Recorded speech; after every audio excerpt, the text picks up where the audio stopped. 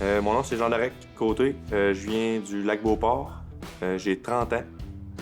On est chez JD Motosport. Fait que JD Motosport, c'est un atelier de réparation de motos hors route et de snowbike. C'est également de vente de pièces spécialisées.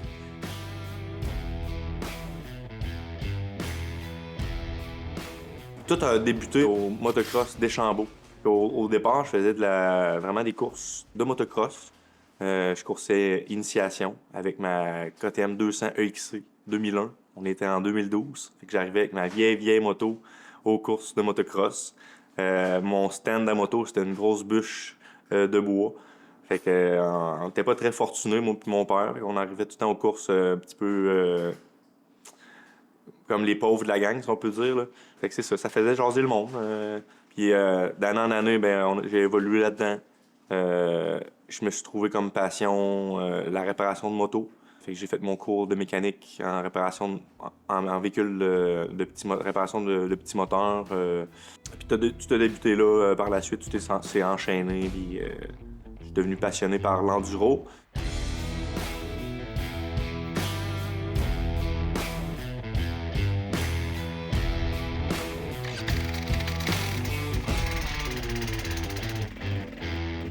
La passion de l'enduro me vient, c'est drôle à dire, mais me vient de mon ancien employeur, Pascal Bergeron, chez Enduro KTM, qui d'ailleurs là, m'a pris à la sortie de l'école comme stagiaire là-bas. Puis c'est là que j'ai commencé à travailler plus jeune. Puis c'est un peu grâce à lui que je me suis retourné vers l'enduro. À la base, depuis que je suis tout jeune, je suis quelqu'un d'assez endurant physiquement. Là. Ça m'en prend beaucoup pour me casser. Ceux qui me connaissent le savent. Fait que ça a vraiment commencé de même. Pascal m'avait apporté 4 heures d'endurance. Puis au départ, j'allais là pour m'inscrire vraiment en équipe avec lui ou un de ses amis. Puis ça avait fini que je m'étais inscrit dans la grosse classe 4 heures solo. Puis j'avais terminé deuxième. Fait que ça avait fait parler plus qu'un. Du fait que j'étais nouveau là-dedans. Puis tout ça. Fait que, ouais. C'est là que ça a débuté. Par la suite, quelques années plus tard, je me suis mis à tout faire la série FMSQ. Fait que les courses de cross-country. En partant les courses de cross-country, je coursais déjà intermédiaire. Fait que mon initiation junior, j'ai steppé ça parce que je suis un gars de longue distance, fait que j'aimais mieux courser 2 heures. Tu sais, moi, après 1 heure, je commence juste à être réchauffé. Là. Fait que j'avais débuté par courser inter, qui est le parcours de 2 heures, puis le parcours le plus long. Et rapidement, j'ai évolué là-dedans parce que la première année, vois-tu, j'étais arrivé 4 ou 5e au championnat. Puis la deuxième année, j'ai gagné le championnat intermédiaire. Puis j'étais arrivé comme 10e overall chez les pros. Fait que c'était quand même très bien. Fait que ma place était maintenant chez les grands. Et je me suis mis à courser pro par la suite. Là, pendant au moins 4 ans que j'ai suivi le championnat course après course. C'était religieux, mon affaire. Là. Fait on partait après le travail euh, le vendredi soir, puis on allait aux courses. On tripait bien gros avec ça.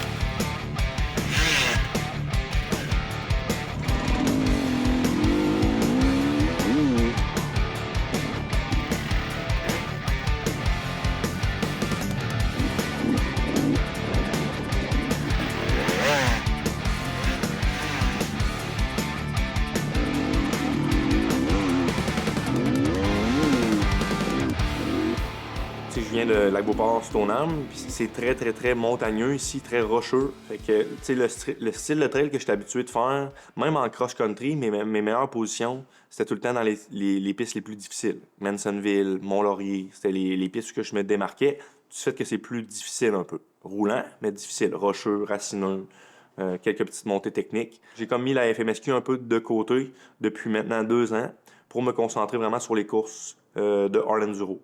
Fait que, avec la business maintenant, la business qui roule temps plein, qui roule tempête, là, je peux me permettre de partir plus tôt le jeudi, puis d'aller faire des courses aux États-Unis, puis des courses dans d'autres provinces, en Ontario, en Alberta, en Colombie-Britannique.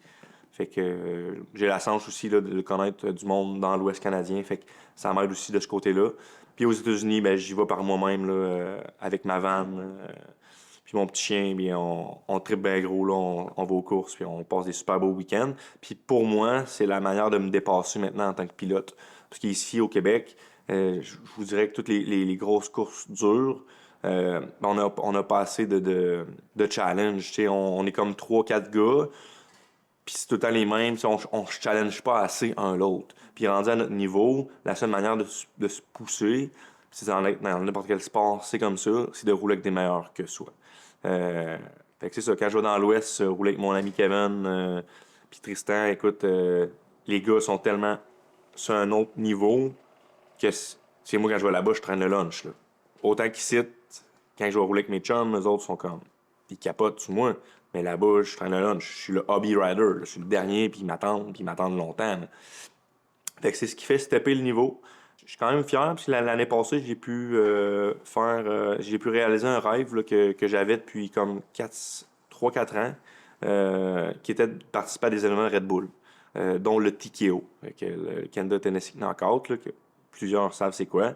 Puis j'ai réussi là, à me qualifier pour racer justement le samedi.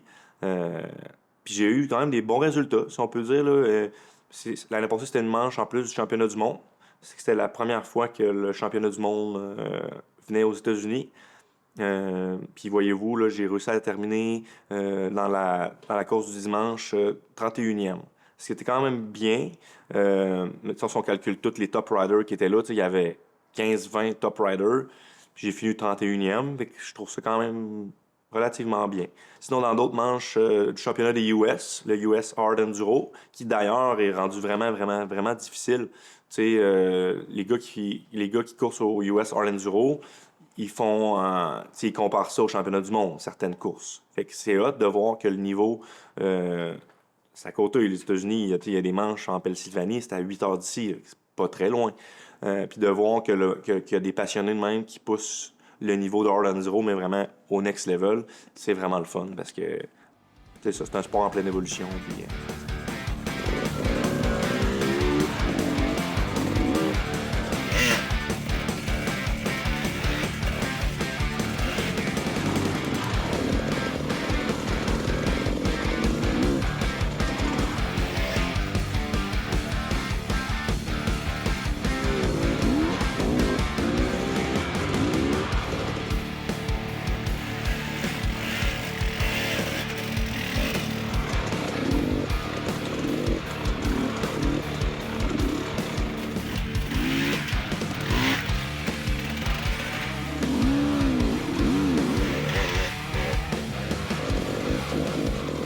ben, moi, ce que j'aime de Orlando, puis pourquoi que je me suis retourné vers là, oui, ça reste quand même très dangereux.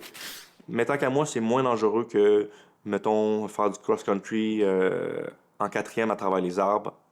Il y a quand même moins de risques. Le risque est quand même grand. Quand tu arrives à un niveau professionnel ou semi-professionnel, le risque est quand même élevé du fait que tu peux te blesser. Ça sera jamais à haute vitesse, souvent. Tu sais, ça va être, tu vas tomber entre deux grosses roches ou tu vas te faire squeezer par ton bike. Fait que ça, c'est une partie un petit peu que j'aime. Euh, mais vraiment, c'est vraiment le fait de se dépasser soi-même, puis de tout le temps essayer des nouvelles choses, puis de l'exploration derrière tout ça, c'est con à dire, mais tu sais, en hard enduro, on roule à des places pas possibles, avec des paysages incroyables. Quand tu vas réussir à contempler le paysage dans ta course, tu sais que tu es à la bonne place, puis tu sais que tu as réussi en tant que pilote. Puis que souvent, tu vas parler aux pilotes un peu plus stressés, qui font des moins bonnes positions, tu vas leur parler, hey, tu te rappelles-tu la belle vue qu'on avait sur le bord du Cap de Roche? Ils se rappelleront pas en tout. Puis tu sais, on peut rouler dans l'ouest, sur le bord des falaises, que tu as des vues à pu finir. Tu peux rouler en Californie, dans le désert. Tu sais, c'est des paysages que tu n'as jamais pu contempler. Puis là, tu le fais en dirt bike, en course. C'est juste incroyable.